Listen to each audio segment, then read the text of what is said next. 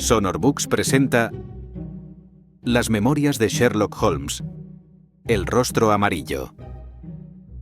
Es perfectamente natural que yo, al publicar estos breves bocetos basados en los numerosos casos en que las extraordinarias cualidades de mi compañero me convirtieron a mí en un oyente y, en ocasiones, en actor de algún drama extraño, es perfectamente natural, digo, que yo ponga de relieve con preferencia sus éxitos y no sus fracasos.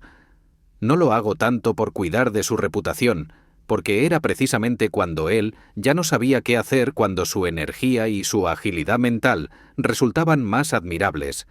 Lo hago más bien porque solía ser lo más frecuente que nadie tuviese éxito allí donde él había fracasado, quedando en tales casos, para siempre, la novela sin un final. Sin embargo, dio varias veces la casualidad de que se descubriese la verdad, aun en aquellos casos en que él iba equivocado. Tengo tomadas notas de una media docena de casos de esta clase. De todos ellos, el de la segunda mancha, y este que voy a relatar ahora, son los que ofrecen rasgos de mayor interés. Sherlock Holmes era un hombre que rara vez hacía ejercicio físico por el puro placer de hacerlo. Pocos hombres eran capaces de un esfuerzo muscular mayor y resultaba, sin duda alguna, uno de los más hábiles boxeadores de su peso que yo he conocido. Pero el ejercicio corporal sin una finalidad concreta considerábalo como un derroche de energía, y era raro que él se ajetrease si no existía alguna finalidad de su profesión a la que acudir. Cuando esto ocurría, era hombre incansable e infatigable. Resultaba digno de notar que Sherlock Holmes se conservase muscularmente a punto en tales condiciones, pero su régimen de comidas era de ordinario de lo más sobrio, y sus costumbres llegaban en su sencillez hasta el borde de la austeridad. Salvo que, de cuando en cuando, recurría a la cocaína, Holmes no tenía vicios, y si echaba mano de esa droga, era como protesta contra la monotonía de la vida, cuando escaseaban los asuntos y cuando los periódicos no ofrecían interés. Cierto día, en los comienzos de la primavera, llegó hasta el extremo de holgarse dando conmigo un paseo por el parque, en el que los primeros blandos brotes de verde asomaban en las ramas de los olmos y las pegajosas mojarras de los castaños comenzaban a romperse y dejar paso a sus hojas quíntuples. Vagabundeamos juntos por espacio de 2 horas, en silencio la mayor parte del tiempo, como cumple a 2 hombres que se conocen íntimamente. Eran casi las 5 cuando nos hallábamos otra vez en Baker Street. «Con permiso, señor», nos dijo el muchacho, al abrirnos la puerta. «Estuvo un caballero preguntando por usted». Holmes me dirigió una mirada cargada de reproches y me dijo: «¿Se acabaron los paseos vespertinos, de modo que ese caballero se marchó?» «Sí, señor». «¿Le invitaste a entrar?» «Sí, señor». Él entró. «¿Cuánto tiempo estuvo esperando?» «Media hora, señor. Estaba muy inquieto, señor, y no hizo otra cosa que pasearse y patalear mientras permaneció aquí. Yo le oí porque estaba de guardia del lado de acá de la puerta. Finalmente salió al pasillo y me gritó: ¿No va a venir nunca ese hombre? Esas fueron sus mismas palabras, señor. Bastará con que espere usted un poquito más», le dije. «Pues entonces esperaré al aire libre porque me siento medio ahogado», me contestó. «Volveré dentro de poco». Y dicho esto se levanta y se marcha, sin que nada de lo que yo le decía fuese capaz de retenerlo. «Bueno, has obrado lo mejor que podías», dijo Holmes cuando entrábamos en nuestra habitación. «Sin embargo, Watson, esto me molesta mucho, porque necesitaba perentoriamente un caso, y, a juzgar por la impaciencia de este hombre, se diría que el de ahora es importante. Hola, esa pipa que hay encima de la mesa no es la de usted. Con seguridad que él se la dejó aquí. Es una bonita pipa de eglantina, con una larga boquilla de eso que los tabaqueros llaman ámbar. Yo me pregunto cuántas boquillas de ámbar auténtico habrá en Londres. Hay quienes toman como demostración de que lo es el que haya una mosca dentro de la masa. Pero eso de meter falsas moscas en la masa del falso ámbar es casi una rama del comercio. Bueno, muy turbado estaba el espíritu de ese hombre para olvidarse de una pipa a la que es evidente que él tiene en gran aprecio. ¿Cómo sabe usted que él la tiene en gran aprecio? Le pregunté. Veamos. Yo calculo que el precio primitivo de la pipa es de 7 chelines y 6 peniques. Fíjese ahora en que ha sido arreglada 2 veces. La una en la parte de madera de la boquilla y la otra en la parte de ámbar. Las 2 composturas, hechas con aros de plata como puede usted ver, le han tenido que costar más que la pipa cuando la compró. Un hombre que prefiere remendar la pipa a comprar una nueva con el mismo dinero es que la aprecia en mucho. ¿Nada más?, le pregunté, porque Holmes daba vueltas a la pipa en su mano y la examinaba con la expresión pensativa característica en él. Holmes levantó en alto la pipa y la golpeó con su dedo índice, largo y delgado, como pudiera hacerlo un profesor que está dando una lección sobre un hueso. Las pipas ofrecen en ocasiones un interés extraordinario. Dijo: no hay nada, fuera de los relojes y de los cordones de las botas, que tenga mayor individualidad. Sin embargo, las indicaciones que hay en esta no son muy importantes ni muy marcadas. El propietario de la misma es, evidentemente, un hombre musculoso, zurdo, de muy buena dentadura, despreocupado y que no necesita ser económico. Mi amigo largó todos estos datos como al desgaire, pero me fijé en que me miraba con el rabillo del ojo para ver si yo seguía su razonamiento. ¿De modo que usted considera como de buena posición a un hombre que emplea para fumar una pipa de 7 chelines? Le pregunté. Este tabaco es la mezcla Grosvenor y cuesta 8 peniques la onza, contestó Holmes, sacando a golpecitos una pequeña cantidad de la cazoleta sobre la palma de su mano. Como es posible comprar tabaco excelente a la mitad de ese precio, está claro que no necesita economizar. ¿Y los demás puntos de que habló? Este hombre tiene la costumbre de encender la pipa en las lámparas y en los picos de gas. Fíjese que está completamente chamuscada de arriba abajo por un lado. Claro está que esto no le habría ocurrido de haberla encendido con una cerilla. ¿Cómo va nadie a aplicar una cerilla al costado de su pipa? Pero no es posible encenderla en una lámpara sin que la cazoleta de la pipa resulte chamuscada. Esto le ocurre a esta pipa en el lado derecho, y de ello deduzco que este hombre es zurdo. Acerque usted su propia pipa a la lámpara y verá con qué naturalidad usted, que es diestro, aplica el lado izquierdo a la llama. Es posible que le ocurra una vez hacer lo contrario, pero no constantemente. Esta pipa ha sido aplicada siempre de esa forma. Además, los dientes del fumador han penetrado en el ámbar. Esto denota que se trata de un hombre musculoso, enérgico y con buena dentadura. Pero, si no me equivoco, le oigo subir por las escaleras, de manera que vamos a tener algo más interesante que su pipa como tema de estudio. Un instante después se abrió la puerta y entró un hombre alto y joven. Vestía traje correcto, pero poco llamativo, de color gris oscuro, y llevaba en la mano un sombrero pardo de fieltro, blando y de casco bajo. Yo le habría calculado unos 30 años, aunque, en realidad, tenía alguno más. «Ustedes perdonen», dijo con cierto embarazo.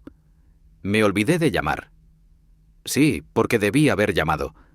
La verdad es que estoy un poco trastornado, y pueden ustedes atribuirlo a eso». Se pasó la mano por la frente como quien está medio aturdido y, acto continuo, se dejó caer en la silla, más bien que se sentó. «Veo que usted lleva 1 o 2 noches sin dormir», le dijo Holmes con su simpática familiaridad. «El no dormir agota los nervios más que el trabajo, y aún más que el placer. ¿En qué puedo servir a usted?» Quería que me diese consejo. No sé qué hacer y parece como si mi vida se hubiese hecho pedazos. ¿Desea usted emplearme como detective consultor? No es eso solo. Necesito su opinión de hombre de buen criterio, de hombre de mundo. Necesito saber qué pasos tengo que dar inmediatamente. Quiera Dios que usted pueda decírmelo. Se expresaba en estallidos cortos, secos y nerviosos, y me pareció que incluso el hablar le resultaba doloroso, haciéndolo únicamente porque su voluntad se sobreponía a su tendencia. «Se trata de un asunto muy delicado», dijo. «A uno le molesta tener que hablar a gentes extrañas de sus propios problemas domésticos. Es angustioso el discutir la conducta de mi propia mujer con 2 hombres a los que no conocía hasta ahora. Es horrible tener que hacer semejante cosa. Pero yo he llegado al límite extremo de mis fuerzas y necesito consejo. Mi querido señor Grant Munro, empezó a decir Holmes. Nuestro visitante se puso en pie de un salto exclamando: ¿Cómo? ¿Sabe usted cómo me llamo? Me permito apuntarle la idea de que cuando usted desee conservar el incógnito, le dijo Holmes sonriente, deje de escribir su nombre en el forro de su sombrero, o si lo escribe, vuelva la parte exterior del caso hacia la persona con quien está usted hablando. Yo iba a decirle que mi amigo y yo hemos escuchado en esta habitación muchas confidencias extraordinarias y que hemos tenido la buena suerte de llevar la paz a muchas almas conturbadas. Confío en que nos será posible hacer lo mismo en favor de usted. Como quizá el tiempo pueda ser un factor importante, yo le ruego que me exponga sin más dilación todos los hechos referentes a su asunto. Nuestro visitante volvió a pasarse la mano por la frente como si aquello le resultase muy cuesta arriba. Yo estaba viendo por todos sus gestos y su expresión que teníamos delante a un hombre reservado y circunspecto, de carácter algo orgulloso, más propenso a ocultar sus heridas que a mostrarlas. Pero de pronto, con fiero ademán de su mano cerrada con el que pareció arrojar a los vientos su reserva, empezó a decir: «El hecho es, señor Holmes, que yo soy un hombre casado y que llevo 3 años de matrimonio. Durante ese tiempo mi esposa y yo nos hemos querido el uno al otro con tanta ternura y hemos vivido tan felices como la pareja más feliz que haya existido. No hemos tenido diferencia alguna, ni una sola, de pensamiento, palabra o hecho. Y de pronto, desde el lunes pasado, ha surgido entre nosotros una barrera y me encuentro con que, en su vida y en sus pensamientos, existe algo tan escondido para mí como si se tratase de una mujer que pasa a mi lado en la calle. Somos 2 extraños y yo quiero saber la causa. Antes de seguir adelante, señor Holmes, quiero dejarle convencido de una cosa. Effie me ama. Que no haya ningún error acerca de este punto. Ella me ama con todo su corazón y con toda su alma, hoy más que nunca. Lo sé, lo palpo. Sobre esto no quiero discutir. El hombre puede fácilmente ver si su mujer le ama. Pero se interpone entre nosotros este secreto, y ya no podremos ser los mismos mientras no lo aclaremos. Señor Munro, tenga la amabilidad de exponerme los hechos, dijo Holmes, con cierta impaciencia. Voy a decirle lo que yo sé de la vida anterior de Effie. Era viuda cuando yo la conocí, aunque muy joven, pues solo tenía 25 años. Su apellido de entonces era señora Hebron. Marchó a Norteamérica siendo joven y residió en la ciudad de Atlanta, donde contrajo matrimonio con este Hebrón, que era abogado con buena clientela. Tenían una hija única, pero se declaró en la población una grave epidemia de fiebre amarilla y murieron ambos, el marido y la niña. Yo he visto el certificado de defunción del marido. Esto hizo que ella sintiese disgusto de vivir en América. Regresó a Middlesex, donde vivió con una tía soltera en Pinner. No estará de más que diga que su madre la dejó en una posición bastante buena y que disponía de un capital de unas 4.500 libras, tan bien invertidas por él que le producía una renta media del 7%. Cuando yo conocí a mi mujer, ella llevaba solo 6 meses en Pinner. Nos enamoramos el uno del otro y nos casamos pocas semanas más tarde. Yo soy un comerciante de lúpulo, y como tengo un ingreso de 700 a 800 libras al año, nuestra situación era próspera y alquilamos en Norbury un lindo chalet por 80 libras anuales. Teniendo en cuenta lo cerca que vivíamos de la capital, nuestro pequeño pueblo resulta muy campero. Poco antes de nuestra casa hay un mesón y 2 casas. Al otro lado del campo que tenemos delante hay una casita aislada. Fuera de estas no se encuentran más casas hasta llegar a la mitad de camino de la estación. La índole de mi negocio me llevaba a la capital en determinadas estaciones, pero el trabajo aflojaba durante el verano y entonces mi esposa y yo vivíamos en nuestra casa todo lo felices que se puede desear. Le aseguro a usted que jamás hubo entre nosotros una sombra hasta que empezó este condenado asunto de ahora. Antes de pasar adelante tengo que decirle una cosa. Cuando nos casamos, mi mujer me hizo entrega de sus bienes. bastante a disgusto mío, porque yo comprendía que si mis negocios me iban mal, la situación resultaría bastante molesta. Sin embargo, ella se empeñó, y así se hizo. Pues bien, hará 6 semanas ella vino a decirme: «Jack, cuando te hiciste cargo de mi dinero me dijiste que siempre que yo necesitase una cantidad debía pedírtela». «Claro que sí, porque todo él es tuyo», le contesté. «Pues bien, necesito 100 libras», me dijo ella. Me causó gran sorpresa aquello porque yo creí que se trataría simplemente de un vestido nuevo o de algo por el estilo, y le pregunté: «¿Para qué diablos las quieres?» «Mira», me dijo ella juguetona, «me dijiste que tú eras únicamente mi banquero, y ya sabes que los banqueros no hacen nunca preguntas.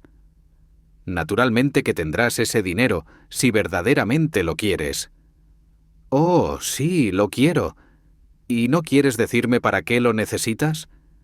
«Quizá te lo diga algún día, Jack, pero no por el momento». Tuve, pues, que conformarme con eso, aunque era la primera vez que surgía entre nosotros un secreto. Le di un cheque, y ya no volví a pensar más en el asunto. Quizá nada tenga que ver con lo que vino después, pero me pareció justo contárselo.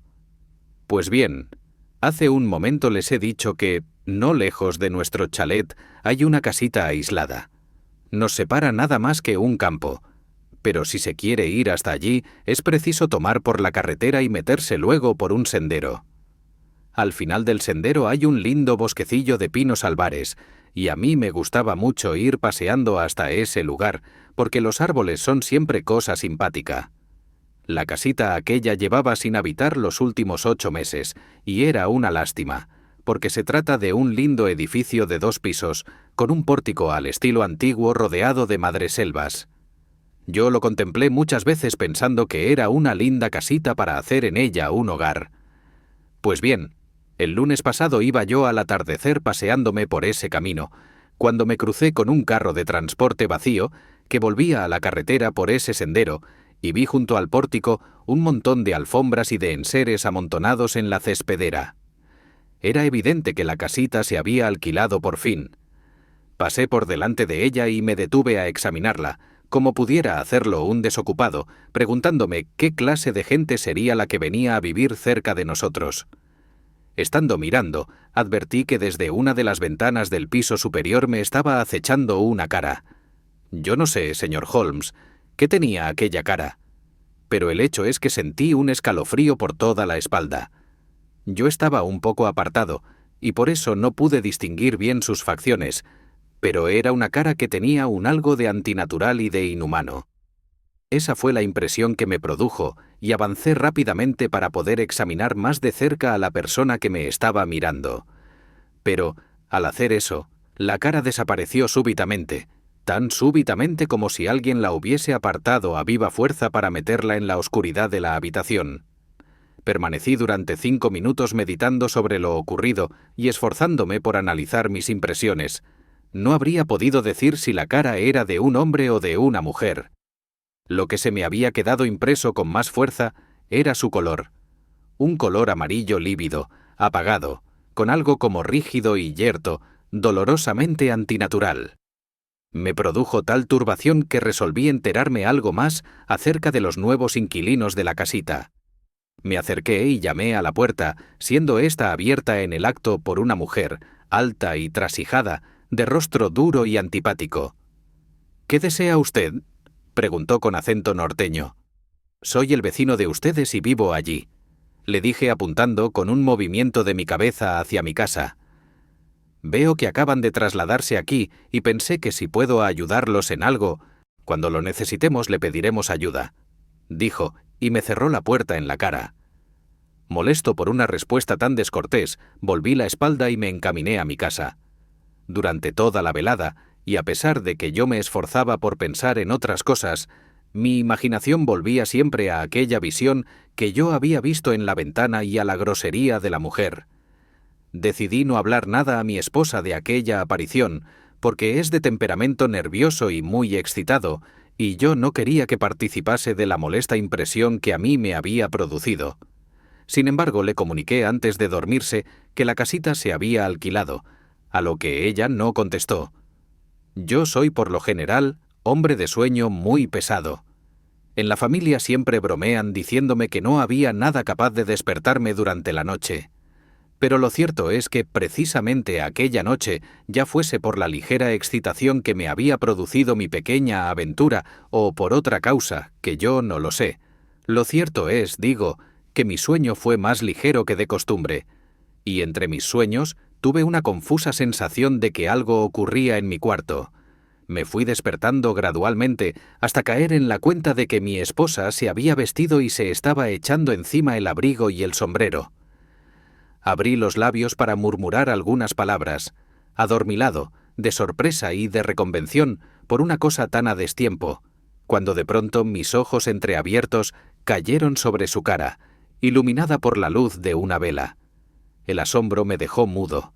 Tenía ella una expresión como jamás yo la había visto hasta entonces, una expresión de la que yo la habría creído incapaz. Estaba mortalmente pálida y respiraba agitadamente. Mientras se abrochaba el abrigo, dirigía miradas furtivas hacia la cama para ver si me había despertado. Luego, creyéndome todavía dormido, se deslizó con mucho tiento fuera de la habitación y a los pocos momentos llegó a mis oídos un agudo rechinar que sólo podía ser producido por los goznes de la puerta delantera. Me senté en la cama y di con mis nudillos en la barandilla de la misma para cerciorarme de que estaba verdaderamente despierto. Luego saqué mi reloj de debajo de la almohada. Eran las 3 de la madrugada. ¿Qué diablos podía estar haciendo mi esposa en la carretera a las 3 de la madrugada? Llevaba sentado unos 20 minutos dándole vueltas en mi cerebro al asunto y procurando encontrarle una posible explicación. Cuanto más lo pensaba, más extraordinario y más inexplicable me parecía todavía. Estaba tratando de solucionar el enigma cuando oí que la puerta volvía a cerrarse con mucho tiento y acto seguido los pasos de mi mujer que subía por las escaleras. «¿Dónde diablos has estado, Effie?», le pregunté al entrar ella. Al oírme hablar dio un violento respingo y lanzó un grito que parecía de persona que se ha quedado sin habla. Ese grito y aquel sobresalto me turbaron aún más, porque había en ambos una sensación indescriptible de culpabilidad. Mi esposa se había portado siempre con sinceridad y franqueza, y me dio un escalofrío al verla penetrar furtivamente en su propia habitación y dejar escapar un grito y dar un respingo cuando su marido habló. «¿Tú despierto, Jack?», exclamó con risa nerviosa. «Yo creí que no había nada capaz de despertarte». «¿Dónde has estado?», le pregunté con mayor serenidad. «No me extraña que te sorprendas», me dijo, y yo pude ver que sus dedos temblaban al soltar los cierres de su capa. No recuerdo haber hecho otra cosa igual en toda mi vida. Lo que me ocurrió fue que sentí como que me ahogaba y que tuve un ansia incontenible de respirar aire puro. Creo firmemente que de no haber salido fuera, me habría desmayado. Permanecí en la puerta algunos minutos y ya me he repuesto. Mientras hacía este relato, no miró ni una sola vez hacia donde yo estaba y el tono de su voz era completamente distinto del corriente. Vi claro que lo que decía era falso. Nada le contesté, pero me volví hacia la pared con el corazón asqueado y el cerebro lleno de 1000 venenosas dudas y recelos. ¿Qué era lo que mi mujer me ocultaba? ¿Dónde estuvo durante aquella extraña excursión? Tuve la sensación de que ya no volvería a gozar de paz mientras no lo supiese, y, sin embargo, me abstuve de hacerle más preguntas después que ella me contó una falsedad. En todo el resto de aquella noche no hice sino revolverme y dar saltos en la cama, haciendo hipótesis y más hipótesis, todas ellas a cuál más inverosímiles. Tenía necesidad de ir aquel día a la City, pero mis pensamientos estaban demasiado revueltos para poder atender a los negocios. Mi mujer parecía tan trastornada como yo, y las rápidas miradas escrutadoras que a cada momento me dirigía me hicieron comprender que ella se daba cuenta de que yo no creía sus explicaciones y que ella no sabía qué hacer. Apenas si durante el desayuno cambiamos algunas palabras, e inmediatamente después salí yo a dar un paseo a fin de poder meditar, oreado por el aire puro de la mañana, en lo ocurrido. Llegué en mi paseo hasta el Crystal Palace. Pasé 1 hora en sus terrenos y regresé a Norbury para la 1 de la tarde. Mi caminata me llevó casualmente por delante de la casita de campo, y me detuve un instante para ver si conseguía ver por alguna ventana a aquella extraña cara que el día anterior me había estado mirando. Imagínese, señor Holmes, mi sorpresa cuando, mientras yo miraba, se abrió la puerta y salió por ella mi esposa. Al verla me quedé mudo de asombro, pero mis emociones no eran nada comparadas con las que exteriorizó su cara cuando nuestras miradas se encontraron. En el primer momento pareció querer echarse hacia atrás y meterse de nuevo en la casa, pero luego, al ver que todo ocultamiento era inútil, avanzó palidísima y con una mirada de susto que desmentía la sonrisa de sus labios. «Oh, Jack», me dijo, «acababa de entrar en esa casa para ver si podía ser útil en algo a nuestros nuevos convecinos. ¿Por qué me miras de ese modo, Jack? ¿Verdad que no estás enojado conmigo?» «¿De modo que es ahí donde fuiste la noche pasada?», le dije. «Pero, ¿a dónde vas a parar?», gritó ella. «Tú viniste aquí. Estoy seguro de ello. ¿Qué gentes son esas para que tú tengas que visitarlas a una hora semejante? Yo no había venido aquí hasta ahora. ¿Cómo puedes decirme una cosa que tú sabes que es falsa?», exclamé yo. «Si hasta la voz se te altera cuando hablas. ¿Tuve yo alguna vez un secreto para ti? Entraré en esa casa y veré lo que hay en el fondo de todo eso». «No, Jack, no lo hagas, por amor de Dios», dijo ella jadeante y sin poder dominar su emoción, y al ver que yo me acercaba a la puerta, me agarró de la manga y tiró de mí hacia atrás con energía convulsiva. «Jack, yo te suplico que no hagas eso. Te juro que algún día te lo contaré todo. Pero tu entrada en esa casa solo puede acarrear desdichas».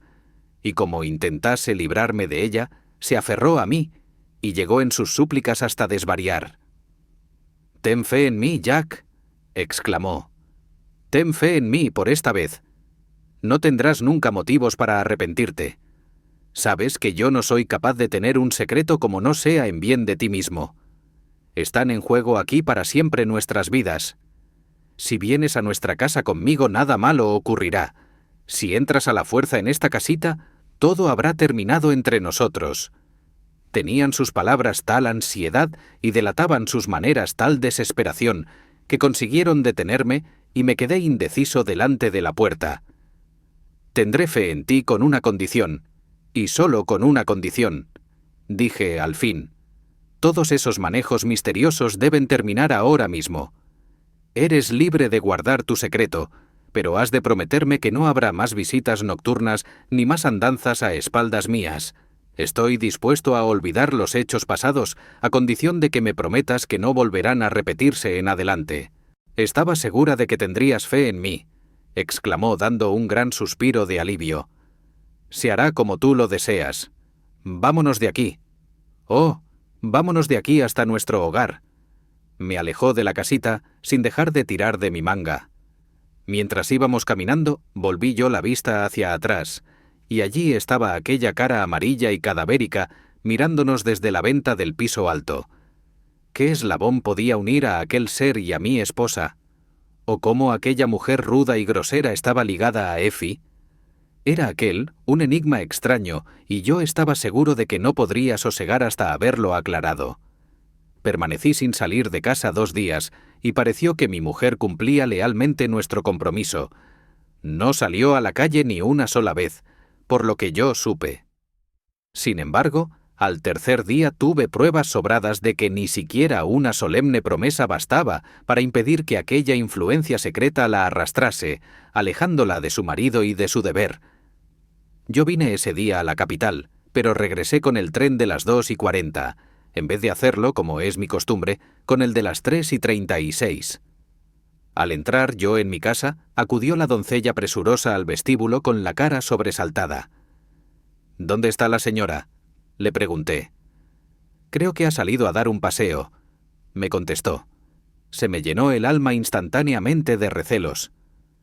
Corrí al piso superior para cerciorarme de que no estaba en la casa. Una vez arriba, miré casualmente por una de las ventanas y vi que la doncella con la que yo acababa de hablar corría a campo traviesa en dirección a la casita. Comprendí con exactitud lo que había ocurrido. Mi esposa había ido allí, dejando encargo a la criada de que se le avisase si yo regresaba. Eché a correr escaleras abajo, ardiendo en ira, y tiré a campo traviesa, resuelto a terminar de una vez para siempre con aquel asunto. Vi que mi mujer y la doncella venían a toda prisa por el sendero, pero no me detuve a hablar con ella. Era en la casa donde estaba el secreto que ensombrecía mi vida. Me juré que dejaría de serlo, ocurriese lo que ocurriese. Ni siquiera llamé al llegar a la casa. Hice girar el manillar de la puerta y me abalancé pasillo adelante. Todo era quietud y silencio en la planta baja. Una olla cantaba puesta al fuego en la cocina y un gatazo negro dormía acurrucado dentro de un canasto, pero no había ni rastro de la mujer que yo había visto en una ocasión anterior. Corrí a la otra habitación y también la encontré vacía. Me precipité entonces escaleras arriba, solo para encontrarme con que las dos habitaciones estaban vacías y desiertas. No había nadie en toda la casa. Mobiliario y cuadros eran de lo más corriente y vulgares, salvo los de la habitación en cuya ventana yo había visto la cara extraña. Esta habitación era cómoda y elegante, y todas mis sospechas se inflamaron hasta convertirse en una hoguera furiosa y violenta cuando descubrí encima de la repisa de la chimenea una fotografía a todo tamaño de mi mujer que había sido hecha a petición mía solo 3 meses antes. Permanecí dentro de la casa todo el tiempo necesario para convencerme de que estaba vacía en absoluto. Luego la dejé, sintiendo sobre mi corazón un peso como jamás lo había sentido. Al entrar yo en casa, mi mujer salió al vestíbulo, pero yo me encontraba demasiado dolido y enojado para hablar con ella. La aparté a un lado y me metí en mi despacho. Sin embargo, ella se metió detrás de mí antes que yo pudiera cerrar la puerta. «Me pesa el haber roto mi promesa, Jack», me dijo entonces. «Pero estoy segura de que me lo perdonarías si lo supieses todo. Cuéntamelo, pues». «No puedo, Jack, no puedo», exclamó ella. «No puede existir confianza alguna entre nosotros dos mientras no me expliques quién vive en esa casita y a quién has dado tu fotografía». Le contesté. Me aparté de ella y abandoné mi casa. «Eso ocurrió ayer, señor Holmes, y desde entonces no he vuelto a ver a mi esposa y nada más he sabido de este extraño suceso. Es la primera sombra que se ha interpuesto entre nosotros y me ha trastornado de tal manera que no sé lo que más me conviene hacer. Esta mañana se me ocurrió de pronto que era usted el hombre indicado para aconsejarme. Me he dado prisa en venir y me pongo sin reservas entre sus manos. Por encima de todo, le suplico que me diga rápidamente qué es lo que debo hacer, porque esta calamidad me resulta insoportable. Holmes y yo habíamos escuchado con el máximo interés tan extraordinario relato, hecho de la manera nerviosa e inconexa propia de una persona que se encuentra bajo la influencia de una emoción extremada. Mi compañero permaneció algún tiempo sentado y en silencio, con la barbilla apoyada en la mano, perdido en sus pensamientos. «Veamos», dijo al fin. «¿Podría usted jurar que la cara que vio en la ventana era la de un hombre?» «Me sería imposible afirmar tal cosa, porque siempre que la vi fue desde bastante distancia. Sin embargo, la impresión que a usted le produjo fue de desagrado. No parecía ser el suyo un color natural y mostraba además una rara rigidez de facciones. Cuando me acerqué, la cara desapareció como de un tirón». «¿Cuánto tiempo hace que su señora le pidió las 100 libras?» «Cerca de 2 meses. ¿Ha visto usted en alguna ocasión una fotografía de su primer marido?» «No. Muy poco después de la muerte de este hubo en Atlanta un gran incendio y quedaron destruidos todos los documentos de mi esposa». «Pero ella conservaba un certificado de defunción. Usted ha dicho que lo vio con sus propios ojos, ¿no es así?» «Sí. Ella consiguió un certificado después del incendio». «¿Ha tratado usted con alguna persona que conociera a su esposa en Norteamérica?» «No». «¿Le ha hablado en alguna ocasión de volver por aquel país?» «No». ¿Tampoco ha recibido cartas de allí?» «No, que yo sepa». «Gracias. Desearía poder meditar un poco más sobre el asunto. Si la casita en cuestión se halla deshabitada constantemente, quizá tengamos alguna dificultad. Por otro lado, si sus moradores fueron advertidos por alguien de que usted iba a presentarse allí, y eso es lo que yo me imagino, y se marcharon ayer antes de que usted llegase, entonces es posible que estén ya de regreso y podríamos aclararlo todo con facilidad. Permítame, pues, que le aconseje que regrese a Norbury y que vuelva a fijarse en las ventanas de la casita. Si usted llega a la convicción de que la casa está habitada, no entre en ella a la fuerza y envíenos un telegrama a mi amigo y a mí. A la hora de recibirlo estaremos con usted, y nos costará muy poco tiempo llegar al fondo del asunto. ¿Y si la casa sigue vacía? En ese caso iremos a visitarlo a usted mañana y charlaremos del asunto. Adiós. Y por encima de todo, no se preocupe hasta que esté seguro de que tiene razón seria para ello. Me temo, Watson, que este negocio resulte desagradable, dijo mi compañero después de acompañar al señor Grant Munro hasta la puerta. ¿Usted qué ha sacado en limpio? A mí me sonó a cosa fea, contesté. En efecto, o mucho me equivoco, o hay en el fondo un caso de chantaje. ¿Pero quién es el chantajista? Pues verá usted, debe de ser esa persona que vive en la única habitación cómoda de la casita de campo y que tiene la fotografía de la señora encima de la repisa de la chimenea. Le aseguro, Watson, que en eso de la cara cadavérica de la ventana hay algo muy atrayente y que por nada del mundo querría haberme perdido este caso. ¿Tiene usted formada ya una teoría? Sí, una teoría provisional, pero me sorprendería que no resulte correcta. En esa casita está el primer marido de esta señora. ¿Por qué piensa usted semejante cosa? ¿Cómo podemos explicar de otra manera la ansiedad febril de que su segundo marido no entre allí? Los hechos, tal como yo los veo, son, más o menos, así. Esta mujer se casó en Norteamérica. Su marido resultó tener ciertas cualidades odiosas, o quizá estemos en lo cierto diciendo que contrajo alguna enfermedad repugnante y resultó ser leproso o idiota. Ella, entonces, huyó de su lado, regresó a Inglaterra, cambió de nombre e inició de nuevo, ella al menos así lo creía, su vida. Llevaba ya aquí casada 3 años y se creía en una situación completamente segura, porque había mostrado a su marido el certificado de defunción de algún hombre cuyo apellido ella se había apropiado. De pronto el primer marido, o también cabe suponer, alguna mujer falta de escrúpulos que se había unido al inválido, descubrió el paradero suyo. Escribieron a la señora Munro y la amenazaron con presentarse y ponerla en la picota. Ella pide entonces 100 libras e intenta comprar su silencio. A pesar de todo, ellos vienen a Inglaterra. Cuando el señor trae casualmente a colación la noticia de que en la casita hay gente nueva, la señora sabe ya, de una manera u otra, que se trata de sus perseguidores. Entonces espera a que su marido esté dormido y sale de casa precipitadamente para tratar de convencerlos de que la dejen en paz. No habiendo tenido éxito, vuelve otra vez, a la mañana siguiente, y es entonces cuando su marido tropieza con ella en el momento en que salía de la casita, tal como él nos lo ha explicado. La mujer le promete entonces que no volverá a ir, pero 2 días más tarde, el anhelo de desembarazarse de aquellos vecinos temibles se impone a ella con demasiada fuerza, y hace otra tentativa, llevando la fotografía que es probable le hubiesen exigido antes. Cuando se hallan en esa entrevista, llega corriendo la doncella para anunciar que el amo está de regreso. La esposa, entonces, segura de que aquél irá derecho a la casita, hace salir apresuradamente a sus moradores por la puerta trasera, y ellos se esconden probablemente en el bosquecillo de pinos albares que, según dijo antes, hay cerca de allí. De ese modo, el marido se encuentra con la casa desierta.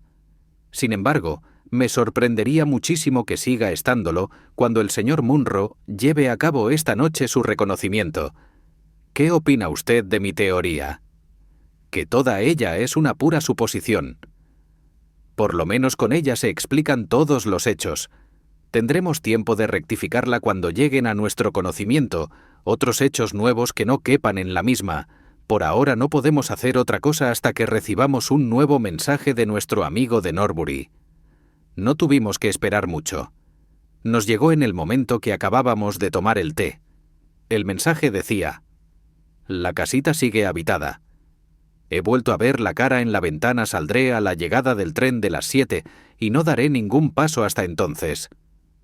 Nos esperaba en el andén cuando nosotros nos apeamos y pudimos ver a la luz de las lámparas de la estación que se hallaba muy pálido y que temblaba de excitación. «Señor Holmes, siguen allí», dijo, apoyando una mano en el brazo de mi amigo. «Cuando venía para aquí vi las luces. Ahora lo pondremos todo en claro de una vez y para siempre». «¿Qué plan tiene usted según eso?», preguntó Holmes mientras avanzábamos por la carretera, oscura y bordeada de árboles. «Voy a entrar a la fuerza y veré con mis propios ojos quién hay dentro de la casa. Quisiera que ustedes dos estuvieran allí en calidad de testigos». «¿Está usted completamente resuelto a ello no obstante la advertencia de su esposa de que es preferible que usted no aclare ese misterio?» «Sí, estoy resuelto. Yo creo que hace usted bien. Es preferible la verdad, cualquiera que sea, a una duda indefinida. Lo mejor que podemos hacer es llegarnos allí ahora mismo. Mirando las cosas desde el punto de vista legal, no cabe duda de que cometemos un acto indudablemente incorrecto, pero yo creo que vale la pena correr ese riesgo». La noche era muy oscura y empezaba a caer una fina llovizna cuando desembocamos desde la carretera en un estrecho sendero de profundas huellas y con setos a uno y otro lado. Sin embargo, el señor Grant Munro avanzó impaciente y nosotros le seguimos a trompicones lo mejor que pudimos. «Aquellas luces son las de mi casa», nos dijo por lo bajo, apuntando hacia un leve resplandor que se veía entre los árboles. «Y aquí tenemos la casita en la que yo voy a entrar». Al decir esto, doblamos un recodo del sendero y nos encontramos muy cerca del edificio en cuestión. Una franja amarilla que cruzaba en sentido vertical el fondo negro nos mostró que la puerta no se hallaba cerrada del todo, y en el piso de arriba veíase una ventana brillantemente iluminada. Al dirigir hacia ella nuestra vista, vimos cruzar por detrás del visillo una sombra negra borrosa. «Allí la tienen ustedes», exclamó Grant Munro. «Ya ven por sus propios ojos que en esa habitación hay alguien. Y ahora, síganme, y pronto lo sabremos todo». Se acercó a la puerta, pero súbitamente salió de la oscuridad una mujer y quedó dibujada por el foco luminoso de la lámpara. Yo no podía verle la cara en la oscuridad del contraluz, pero sí vi que ella alzaba los brazos en actitud de súplica. «Por amor de Dios, Jack, no entres», gritó. «Tenía el presentimiento de que vendrías esta noche. Piénsalo mejor, corazón. Vuelve a tener fe en mí y nunca tendrás que arrepentirte de ello». «Effie, he tenido fe en ti demasiado tiempo», exclamó él con severidad. «Suéltame. Tengo que seguir adelante. Mis amigos y yo vamos a poner en claro el asunto de una vez y para siempre». Hizo a un lado a su esposa, y nosotros le seguimos muy de cerca. Cuando abrió de par en par la puerta, corrió a cerrarle el paso una mujer anciana, pero él la hizo retroceder y un instante después subíamos todos escaleras arriba. Grant Munro se abalanzó hacia el cuarto iluminado y nosotros entramos pisándole los talones. Era un cuartito acogedor y bien amueblado, con 2 velas ardiendo encima de la mesa y otras 2 encima de la repisa de la chimenea. En un ángulo, inclinada sobre un pupitre, se hallaba una persona que parecía ser una muchachita. Cuando entramos, ella tenía vuelta la cara hacia otro lado, pero pudimos ver que vestía un vestido encarnado y tenía puestos unos guantes blancos y largos. Al darse media vuelta para mirarnos, yo dejé escapar un pequeño grito de sorpresa y horror. La cara que nos presentó era del más extraordinario color cadavérico y sus rasgos carecían en absoluto de expresión. Un instante después, quedaba aclarado el misterio. Holmes, acompañando su acción con una risa, pasó sus manos por detrás de la oreja de la niña y arrancó de su cara la corteza de una máscara, presentándosenos delante una niña negrita como el carbón, que mostraba todo el brillo de su blanca dentadura con una expresión divertida al ver el asombro pintado en nuestros rostros. La alegría de la niña hizo que rompiera yo a reír por un efecto de simpatía, pero Grant Munro permaneció inmóvil, asombrado y agarrándose la garganta con la mano. «Válgame Dios, ¿qué puede significar esto?», exclamó. «Yo te diré lo que significa», le gritó su mujer, entrando en la habitación con una expresión de orgullo y de firmeza en su rostro. Me has obligado, contrariando mi propio criterio, a que te lo diga y ya veremos cómo tú y yo podemos arreglarlo. Mi marido falleció en Atlanta. Mi hija le sobrevivió. ¡Tu hija! La señora Munro se sacó del pecho un gran medallón de plata y dijo: «Nunca lo has visto abierto». Yo tenía entendido que no se abría. Ella apretó un resorte y la parte delantera del medallón giró hacia atrás. En el interior había el retrato de un hombre, de gran belleza y expresión inteligente, pero cuyos rasgos llevaban el sello inconfundible de su raza africana,